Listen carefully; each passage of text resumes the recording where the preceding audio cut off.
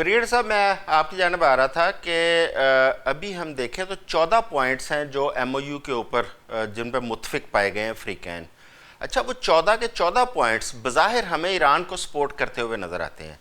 अच्छा, मुझे याद है आपने इसी शो के अंदर शुरू में कहा था कि क्योंकि एक बहुत बड़ी मिलिट्री पावर है अमेरिका, उसके सामने ठहरना, उसके साथ लड़ना मुश्किल है, वाकई मुश्किल है। लेकिन आफरीन है, ईरान ने 110 दिन निकाले। अब क्या ख्याल है, ये जो 114 पॉइंट जो बज़ाहिर ईरान के हक में नज़र आ रहे हैं, क्या ये मुआहदा अपनी तकमील तक पहुँचेगा? देखिए, इसमें जो पॉइंट्स हैं, अगर अब इन पे हम गौर करें, मैंने थोड़ा इन पे इनका एनालिसिस किया था। अ, इसमें जो लीवरेज है, लीवरेज इसमें अमेरिका के पास ही है। हम्म। मैं दो तीन लीवरेजेस आपको बताता हूँ। एक तो ये है सैंक्शंस का लिफ्ट करना, हम्म। वो अमेरिका के पास है। उसके बाद आप देखिए कि ईरान के एसेट्स को डिफ्रीज करना, वो अमेरिका के पास है। अ, तो ये इसके बाद जो ईरान की रिकंस्ट्रक्शन है, उसके लिए फंडिंग करना जो है, वो लीवरेज भी जो है वो अमेरिका के पास है।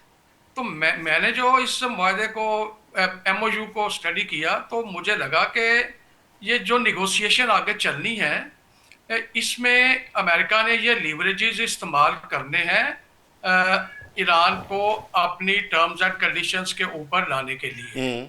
और ईरान का मजबूरी ये है कि अभी ईरान की जो सियासी लीडरशिप है, मैं मजहबी लीडरशिप की बात नहीं कर रहा हूँ, जो सियासी लीडरशिप है और जो ईरान के अवाम हैं, वो ये चाहते हैं कि अभी हम दुनिया की मेन स्ट्रीम के अंदर आए, एक नॉर्मल मुल्क के तौर पे आए। 47 साल जो हमने कर लिया है, वो उसने हमें कुछ नहीं दिया। अब देखिए कि इस जो ईरान का पोटेंशियल है एनर्जी के लिहाज से, वो दुनिया का तीसरा बड़ा रिजर्वायर है एनर्जी का।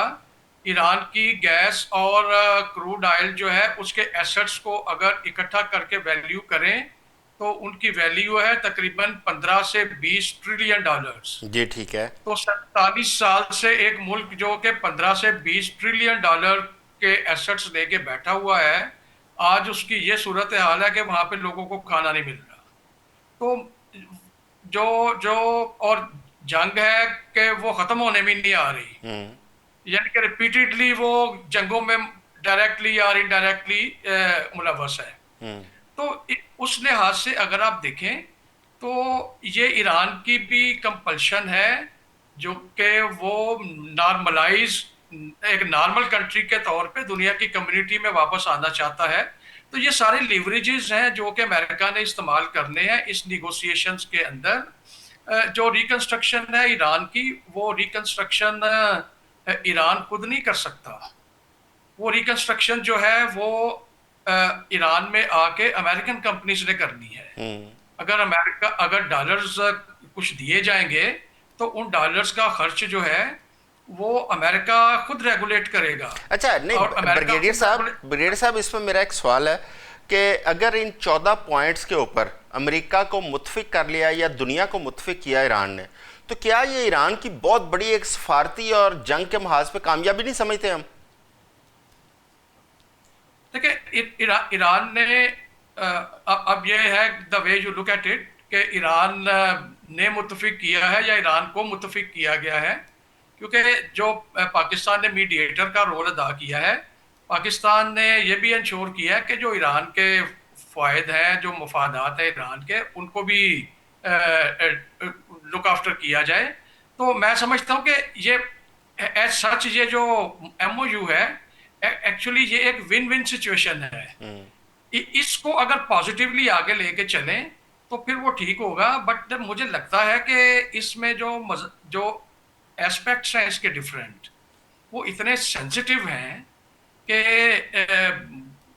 इसमें बहुत ज्यादा ये डिफिकल्ट मजाकरात है। मैं तो पहले दिन से कह रहा हूं कि जब भी इसके ऊपर कोई निगोशिएशन होगी, वो दुनिया की सबसे मुश्किल निगोशिएशन होगी। हम्म। तो इसको इसको लेके चलना है। अभी ये अमेरिका की डिप्लोमेसी और ईरान की डिप्लोमेसी की ये सक्सेस होगी कि इसमें कुछ हमें वो कंप्रोमाइजेस करके, दोनों को कंप्रोमाइजेस करने पड़ेंगे। ठीक है। कंप्रोमाइजेस करके तो कोई हल निकालें। उसकी वजह यह है, देखिए अगर इसराइल सदरन लबनान में कुछ कर रहा है और ये दोनों मुज़ाकरात रोक के बैठ जाते हैं, तो फिर ये भी वही कर रहे हैं जो इसराइल चाहता है। हम्म। तो इनको, इसराइल को प्रेशराइज करते हुए, अमेरिका प्रेशराइज करे इसराइल को, ईरान जो है वो हिजबुल्लाह को रोके, तो इन दोनों पार्टीज को प्रेशराइज करते हुए इनको मुज़ाकरात जो है उनको नहीं छोड़ना चाहिए। हम्म। मुज़ाकरात को आगे लेके चलें और उसका जल्द से जल्द नतीजा जो है, पॉजिटिव नतीजा, वो उसमें बरामद करें। जब वो हो जाएगा, एक पॉजिटिव आउटकम हो जाती है निगोशिएशंस की, तो इसराइल के पास कोई जवाब नहीं रह जाएगा मजीद इसको मशरक़ वस्ता में सूरत हाल को खराब जी, करने ठीक की। हो गया। डॉक्टर तो इरफान उस साहब। लिहाज से मैं समझ, जी जी जी, ब्रिगेड साहब बताइए। नहीं नहीं ठीक, थैंक यू वेरी मच। जी डॉक्टर इरफान साहब, ये जो 14 पॉइंट्स हैं उनके अंदर एक ये भी था, ईरान की जो बहाली है उसके लिए 300 अरब डॉलर वो एक तवान की सूरत में उसको अदा किया जाना था। और उसमें हमने देखा कि जब प्रेसिडेंट ट्रंप वहाँ पे सिग्नेचर कर रहे थे तो उस दौरान उन्होंने गुफ्तगू करते हुए सारा मलबा यूएई के ऊपर डाल दिया कि ईरान के ऊपर यूएई हमले करता रहा। अच्छा, एक तो इससे यह तासर पैदा होता है कि इन जो मशरक़ वस्ता के मुमालिक हैं जो इस जंग के अंदर बाकायदा मुतासर हुए हैं, उनके ऊपर भी प्रेशर डालने की कोशिश की जा रही है। क्या ऐसा नहीं लगता कि एक तो उनसे पैसे लेकर तो वो ईरान को दिए जाएंगे, दूसरा इसमें यह है कि प्रेसिडेंट ट्रंप उन 300 अरब डॉलर से उन्होंने इनकार कर दिया। उन्होंने कहा कि ये बिल्कुल पॉइंट नहीं है इसके अंदर। क्या ये भी हो सकता है कि जिन पॉइंट्स को एग्री करते हुए उन्होंने दस्तखत किए हैं, अब अमेरिका उन पॉइंट से पीछे हटने की कोशिश कर रहा हो? देखें आजम चौधरी साहब, अमेरिका के पास इस मुआहदे से पीछे हटने के लिए कोई रास्ता है नहीं। बुनियादी तौर पर ये जितने भी पॉइंट्स हैं, अभी गजनफर साहब जो फरमा रहे थे कि देखें अभी तक कोई 35 से लेके 50 के दरमियान डोनाल्ड ट्रंप ये हमेशा कहता रहा है कि we are close to the deal. Iran ने ये कभी नहीं कहा। अच्छा, उसने हमेशा यूरोप को, नेटो को और दीगर अलाइज को पुकारा कि आके हमारी हेल्प करें स्ट्रेट ऑफ हॉर्मुज़ को खुलवाने में। ईरान ने किसी को नहीं पुकारा। और ये जितने भी हमारे पास इस वक्त, और आपने जो अरब ममालिक की बात की है ना, तो पर्शियन गल्फ का जितना भी वेस्टर्न पार्ट है वो बुरी तरह एक्सपोज हुआ है इस जंग के अंदर, कि वो तमाम ममालिक के जहाँ पे 19 के करीब अमेरिकन बेसिस मौजूद थी और वो वहाँ पे अरब ममालिक को ईरान से सिक्योर करने के लिए मौजूद थी। लेकिन जब उनको बचाने का वक्त आया तो ये अमेरिका अपने तमाम डिफेंस सिस्टम जो है वो इसराइल में मुंतकिल कर देता है और पूरे के पूरे अरब ममालिक को ईरान के जो है उसके ऊपर छोड़ देता है, और वहाँ धड़ाधड़ हम देखते हैं हमले होते हुए नजर आते हैं। तो इस वक्त ईरान ने ये दुनिया को दिखा दिया है कि वो जब चाहे, दुनिया की दो बड़ी सुपर पावर ने उसके ऊपर हमला किया और उसने कोई 1.5-2-2.5 महीने उनका मुकाबला करने के बाद अब उसके पास कैपेसिटी है कि वो जब चाहे दुनिया की इकोनॉमी को बंद कर सकता है, जब चाहे अरब कंट्रीज की जितनी भी ट्रैफिक शिपिंग है स्ट्रेट ऑफ हॉर्मुज से उनको रोक सकता है। पूरे अरब कंट्रीज में जिस भी ऑयल फैसिलिटी के ऊपर हमला करना चाहे वो हमला कर सकता है, कोई उनको रोक नहीं पा रहा। जब चाहे वो इजराइल के सदरन नॉर्दर्न पार्ट के ऊपर भी हमला कर सकता है। 98 मिसाइल 100 फेंकता है, अगर 98 इंटरसेप्ट भी हो जाते हैं तो 2 इजराइल में जरूर गिर जाते हैं। तो बुनियादी तौर पर इस जंग के बाद ईरान इस खित्ते के अंदर एक बड़ी स्ट्रेटेजिक पावर बनकर सामने आया है, ये तो हमें कबूल करना पड़ेगा।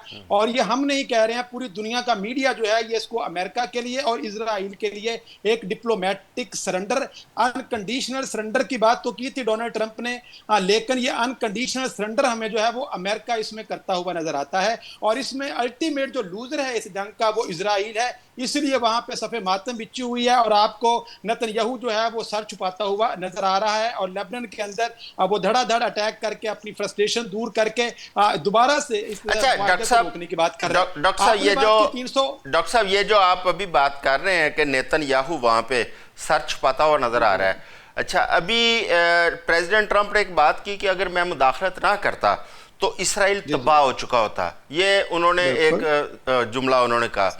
लेकिन अभी जो मैडम उज़मा जो कह रही थी कि ये चटे बटे हैं आपस में, ये मुसलमान ममालिक, उनको समझने की ज़रूरत है, तो ये वाज़ेह नहीं हो जाता कि ये बाकायदा इन ममालिक के साथ मुसलमान, बिलखुसूस मुसलमान ममालिक और मशरक़ वस्ता के साथ प्रॉपर एक प्लानिंग के तहत एक गेम की जा रही है मिल मिला के? देखिए मशरक वुस्ता के अंदर ना इजराइल और अमेरिका की जो दोस्ती है वो 1967 के बाद शुरू हुई थी, जब इजराइल ने अपने आप को इस खित्ते के अंदर एक बड़ी मिलिट्री पावर के तौर पर इंट्रोड्यूस करवाया था। इससे पहले फ्रांस और यूके जो हैं उन्होंने इजराइल की तश्कील के अंदर सबसे कलीदी किरदार अदा किया था। तो बुनियादी तौर पर जब तक इन दोनों के इंटरेस्ट इस खित्ते के अंदर कन्वर्ज थे, ये दोनों साथ थे।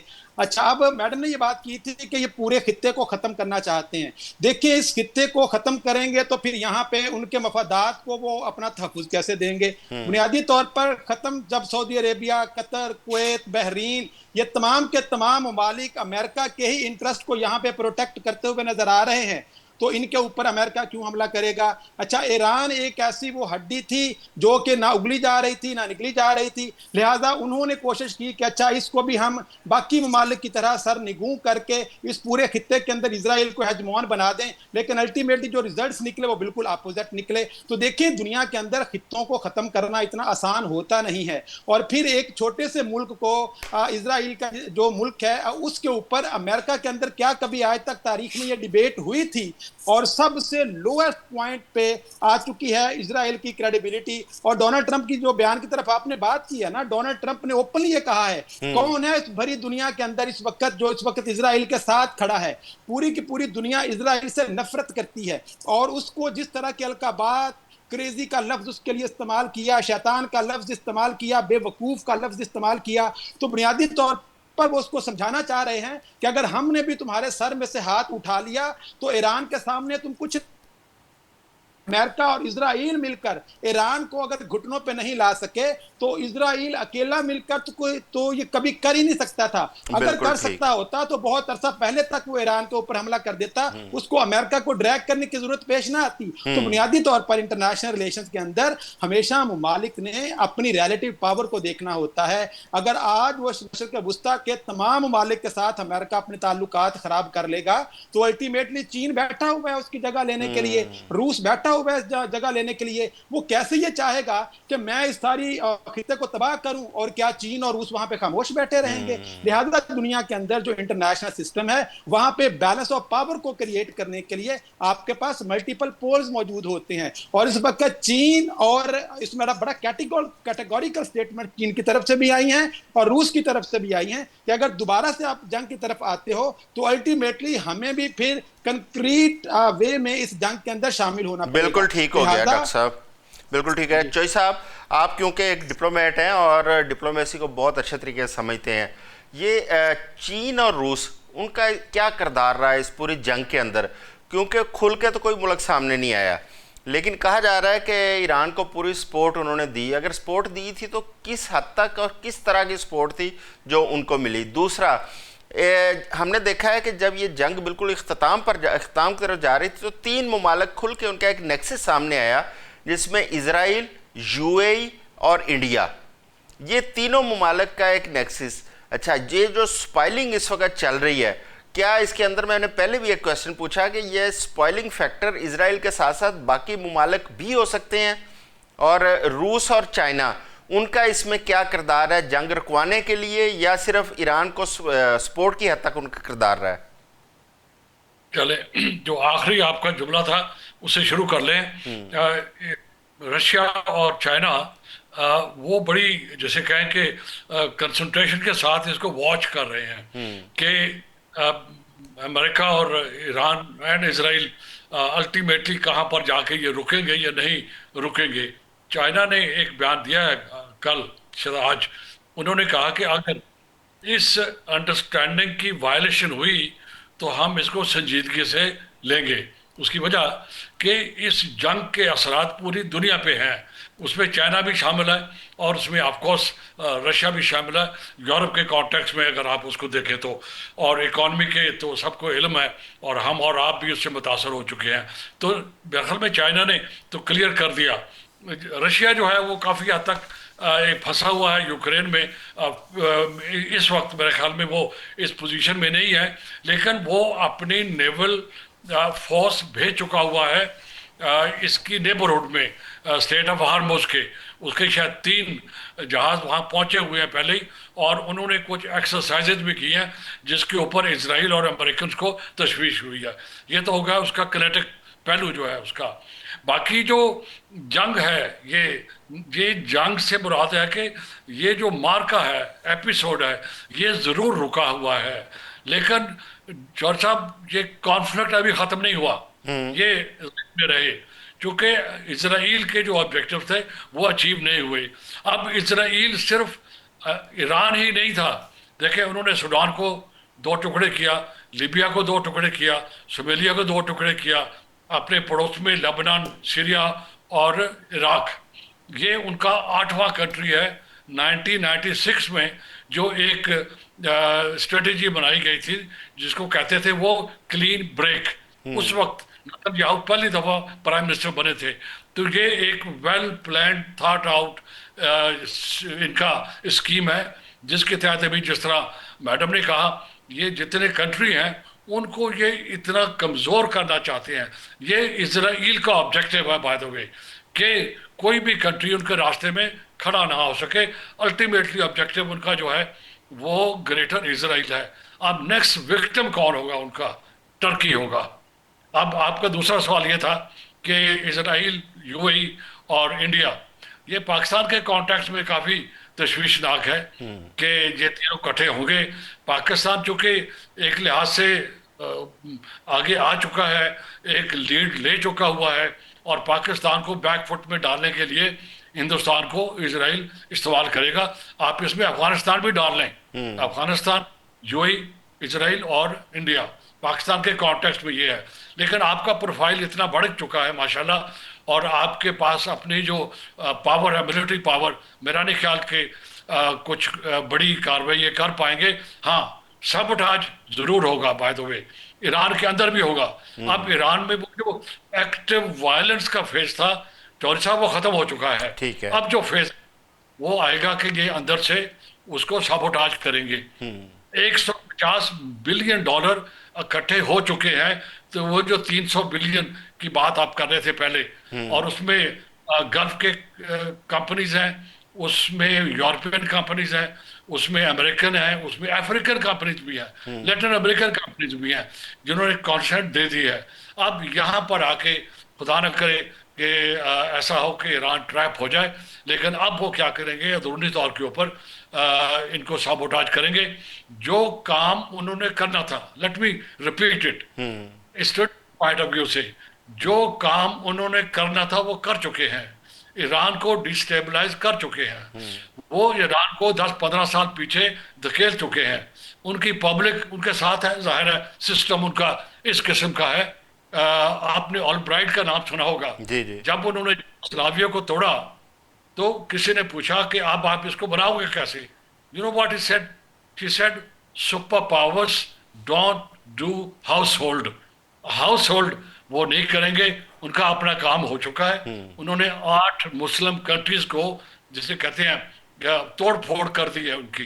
अब दोबारा होने में पता नहीं कितने साल लगेंगे, कुछ कामयाब होंगे कुछ नहीं होंगे, बट आई एग्री कि Israel is on its way to a greater expansion, और ये जो सेंचुरी बनेगी ये जूडिया सेंचुरी होगी बाय द वे। जी बिल्कुल चौधरी साहब, आपकी बात को मैं इंडोर्स करता हूँ। गुज़िश्ता दिनों जब ये जंग बिल्कुल रुक रही थी, उस वक़्त सीज़ फायर के दौरान प्रेसिडेंट ट्रंप की जानिब से एक मुतालबा आया था कि अब तमाम मुमालिक अब्राहम अकॉर्ड के ऊपर साइन करें। आपको याद होगा कि वो भी एक, मैडम मुज़मा गुल साहबा, प्रेसिडेंट ट्रंप एक, इसमें कोई शक नहीं है कि एक उनकी अनप्रडिक्टेबल किस्म की शख्सियत है। अगर वो किसी की तारीफ़ करते हैं तो उसके अंदर भी ख़तरात नज़र आते हैं। आप प्रेसिडेंट जो प्राइम मिनिस्टर मोदी हैं उनकी एग्जांपल लें कि एक टाइम था कि मोदी उनके बड़े पसंदीदा थे और वो अमेरिका में जाके उनकी कैंपेन भी करते रहे हैं, और अब मोदी कभी उनको एंजल नज़र आते हैं और कभी किलर नज़र आते हैं, और कोई मौका नहीं छोड़ते वो मोदी की इंसल्ट करने में। आजकल वो हमारी बहुत तारीफ़ कर रहे हैं, हमारे फील्ड मार्शल साहब की, हमारे प्राइम मिनिस्टर साहब की। क्या आप समझते हैं ये तारीफ़ कायम रह पाएगी? क्योंकि जिस किस्म की शख्सियत है उनसे तो ख़तरात नज़र आते हैं। जी जी बिल्कुल ऐसे ही है, मगर बात ये है कि हमारे फील्ड मार्शल और हमारे जो वजीर आजम हैं, वो उनका तो काम यही कि वो अपना किरदार अदा करें जिस तरह वो कर रहे हैं, और कोशिश कर रहे हैं और काविश कर रहे हैं, क्योंकि ये हमारा बताया हुआ तरीका भी है दीन का है, और वैसे भी कि कहीं भी आप सुलह अमन करना, ये बहुत ही अच्छे काम समझे जाते हैं। मगर ये कि जहाँ तक सदर ट्रंप की बात है, तो वो हमारे अंग्रेजी में एक मशहूर मुहावरा है कि beware of Jews bearing gifts, और खबर यही है कि सदर ट्रंप अपनी बेटी की तरह ही यहूदी हो चुके हैं। तो इसलिए उनमें भी वही तमाम खसूसियात पाई जाती हैं, और घड़ी में तोला और घड़ी में माशा, उनकी हरकतें ऐसी हैं।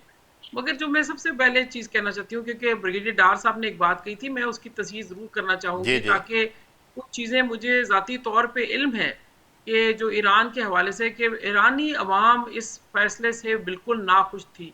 इस एमओयू से ईरानी अवाम ने बहुत ज़्यादा रिएक्ट किया है, और उन्होंने अपनी सियासी गवर्नमेंट को बहुत क्रिटिसाइज़ किया है। इसलिए कि देखिए, कुर्बानियाँ तो उनके लोगों ने दी हैं, जानें उनकी गई हैं, नुकसान उनके हुए हैं, तो वो कहते हैं कि हुकूमत ने क्यों इतनी आसानी से मान लिया। तो इस जो समझने की ज़रूरत है कि वो पूरी की पूरी कौम जो है लड़ने मरने पे तैयार है। वो लोग जो पहले महासा अमीनी के ज़माने में, या जिस वक़्त उन्होंने अभी भी जो महँगाई के खिलाफ राइट्स हुए थे, उन लोगों ने भी, जिन्होंने उन्होंने आयतुल्लाह अली खामेनेई की शहादत के बाद उनकी तस्वीरें अपने डीपी पे लगा ली मोबाइल की। इस तरह आप कौम के एक रवैये को समझने की ज़रूरत है कि वो इस वक़्त बिल्कुल इस पे राज़ी नहीं है कि वो कोई एमओयू साइन हो, और एमओयू की अहमियत भी कोई नहीं है। ब्रिगेडियर साहब सही बता रहे थे कि लेवरेज तो अमेरिका के पास है, जब वो 60 दिन का एक एमओयू है जिसका कोई वादा भी नहीं है। एक ऐसी एक दस्तखत एमओयू भी कोई लगता है पाकिस्तान की तरफ से ही कोई डॉक्यूमेंट गया है, हमारा अपना ये टिपिकल जुमला है एमओयू करना। तो ये एमओयू एक साइन हो गया, इसकी कोई वैल्यू नहीं है, इसकी कोई अहमियत नहीं है, और इसी एमओयू के चक्कर दे के उन्होंने इस दफा फिर हमें चक्कर दे लिया है। बात ये समझने की है कि ये होगा क्या। मैं आपको बताती हूँ कि जिस तरीके से ईरानी अवाम से मेरे चूंकि राब्ते भी हैं, लोगों से मुलाकातें भी हैं, वो 47 साल गुजार के कभी भी न्यू जिंदगी में इसमें किसी और मेन स्ट्रीम में आने के लिए बिल्कुल तैयार नहीं है, क्योंकि वो कहते हैं हमने तो 47 साल, हमारी तो नस्लें जवान होगी इसी चीज में, हम तो आदी हैं सैंक्शंस के, हम तो आदी हैं इनकलाब का निजाम के, हमने तो 8 साल इराक से जंग लड़ लिया, हमने तो भुगता ही यही कुछ है। तो जब हमने कभी, हम कुएं के मेंढक की तरह हम तो बाहर ही कभी नहीं निकले, हमें तो कुछ नुकसान ही नहीं हो रहा।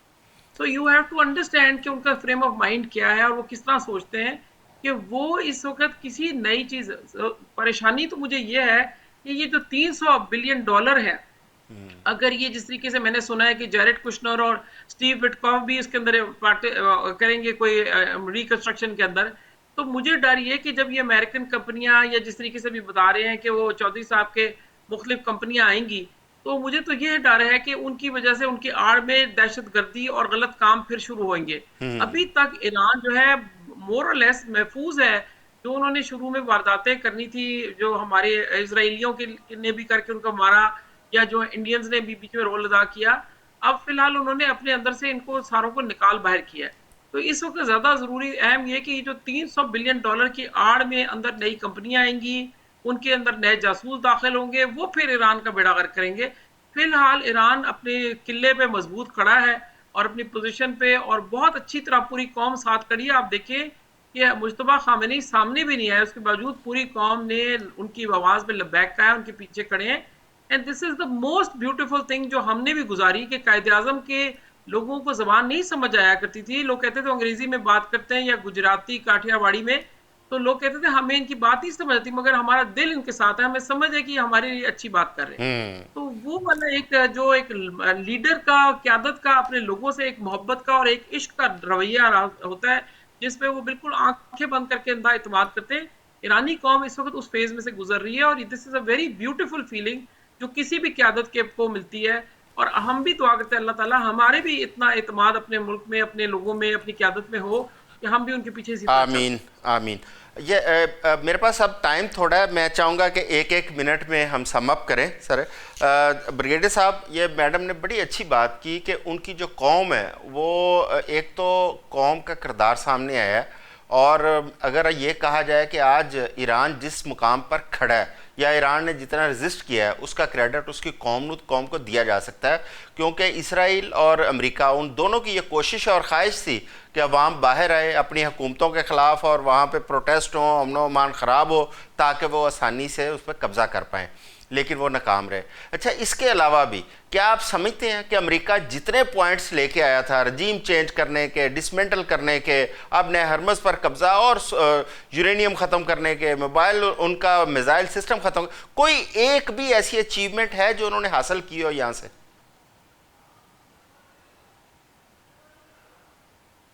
ब्रिगेडियर साहब, ये जो इश्यूज आप जिनका जिक्र कर रहे हैं, ये 60 दिन में जो मुज़ाकरात इनके होने हैं, ये इश्यूज उसके अंदर आएंगे। तो उसमें हम देखेंगे कि इनके ऊपर क्या फाइनल आउटकम होती है। उससे पहले कुछ कहना शायद थोड़ा सा टाइम में अर्ली होगा, तो उसको we will have to wait for that. ठीक हो गया। और मेरे पास अब टाइम थोड़ा है, मैं इसलिए चाह रहा हूँ ज़रा शॉर्ट उसके आंसर आ जाएं। डॉक्टर साहब, आपका क्या ख्याल है? आप तो न्यू वर्ल्ड ऑर्डर के बहुत बड़े आप दाई भी हैं, आपने तो बार बार इशारा भी दिया है, क्या अलाइनमेंट देख रहे हैं? और ये जो मेरा क्वेश्चन चॉइस ब्रिगेड साहब से था, आप क्या समझते हैं इस पर? देखिए, जो 60 दिन का वक्त है ना, ये एक्सटेंडेबल टाइम है और ये जितने भी पॉइंट्स है ना, ये 60 दिनों में मुकम्मल होते हुए मुझे बिल्कुल नजर नहीं आ रहे हैं। ये हो सकता है ये 60 से 160 और 160 से 260 दिनों तक बात चली जाए और अल्टीमेटली इजराइल जो है इसके अंदर स्पॉइलिंग का रोल प्ले करता रहेगा और इसी तरह से कहीं ना कहीं जाके ये जो मामला है एक अरसा लेगा, दरकार है इस मामले को सुलझने के लिए। जी चौधरी साहब, आपका क्या ख्याल है कि ये जंग तूल पकड़ेगी या ये 60 दिन के मुज़ाकरात के बाद कोई ना कोई इख्तिताम की तरफ जाएगी? ये एक तो कॉन्फ्लिक्ट है और एक जंग है। कॉन्फ्लिक्ट तो इजराइल और ईरान का है और आप उसमें अमेरिका को भी शामिल कर लें कि वो ईरान के इस्लामिक रिवोल्यूशन को रोल बैक करना चाहते हैं। साहब, इसमें यह नहीं कहा जा सकता कि तमाम वो मुमालिक जिन्होंने अब्राहम अकॉर्ड साइन नहीं किया, उन तमाम मुमालिक का कॉन्फ्लिक्ट है इसराइल के साथ? बिल्कुल है। ये तो वो चाहते, जो अब्राहम अकॉर्ड का जो मकसद था, कहने को तो वो एंटी एक्सट्रीमिज्म था बेसिकली, लेकिन बेसिक वो ये था कि हम उनको मान लें कि इजराइल वो है जो इस वक्त है, लेकिन हम इजराइल को कहते हैं नहीं, वो नहीं है, वो है जो 67 बॉर्डर्स के पीछे की तरफ है और वो पीछे जाने को तैयार नहीं है। तो लिहाजा कॉन्फ्लिक्ट कंटिन्यू कर रहा है और करेगा बाय द वे, जब तक कि फ़लस्तीन का इशू और ग्रेटर इजराइल का इशू ये दो रिजॉल्व नहीं होते। बाकी ये एक एपिसोड है वॉर का, ये तो कंक्लूड हो गया है। अब ये जो अंडरस्टैंडिंग का हुई है अमेरिका और ईरान के दरमियान में, ये 14 पॉइंट के ऊपर 14 सेपरेट एग्रीमेंट्स होंगे। आप आखिरी को ले लें, आखिरी जो है वो यूएन सिक्योरिटी काउंसिल में जाएगा, वो भी एक प्रोसेस पूरा, उसका भी एक सिस्टम है ले जाने का। तो लिहाजा ये 14 के 14 पॉइंट के ऊपर नेगोशिएशन होनी है। इजराइल को अल्टीमेटली अमेरिका को कंट्रोल करना पड़ेगा, किसी भी लिहाज से वो करें, वो उनकी अपना नहीं, इजराइल को कंट्रोल करना पड़ेगा या अमेरिका को इजराइल को कंट्रोल करना पड़ेगा? अमेरिका इजराइल को कंट्रोल करेगा। बिल्कुल ठीक है, उनके पास कोई ऑप्शन नहीं है इस वक्त। जैसे आपने पहले कहा, चाइना और रशिया तैयार बैठे हैं और उनका डाउनफॉल भी शुरू हो चुका हुआ है। ये अजीब बात है कि परसों चाइना ने एक नया इनिशिएटिव लॉन्च किया है, उसको कहते हैं ग्लोबल गवर्नेंस इनिशिएटिव। जी ठीक उसका मकसद है रूल ऑफ लॉ। साहब, मेरे पास टाइम क्योंकि ख़त्म हो रहा है, मैं मैडम से भी लेना चाहूँगा। मैडम, आप नए हरमज़ का क्या फ्यूचर देख रही हैं? अगर इसी तरह बंद रखी जाती है, क्या अमेरिका उसके ऊपर कोई फौजी कार्रवाई कर सकता है उसको खुलवाने के लिए?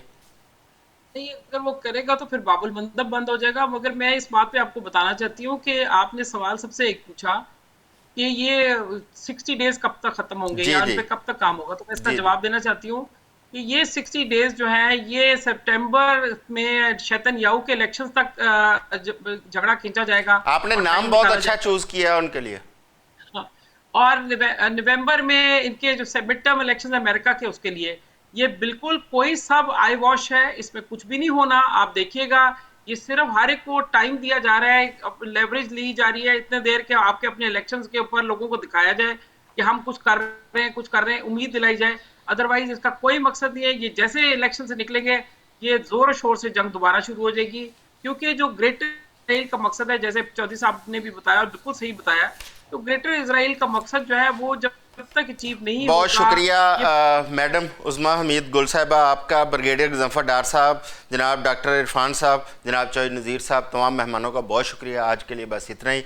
कल दोबारा आपकी खिदमत में हाज़िर होंगे ताज़ा तरीन सूरत हाल के साथ। अपना ख्याल रखिएगा। अल्लाह हाफ़िज़।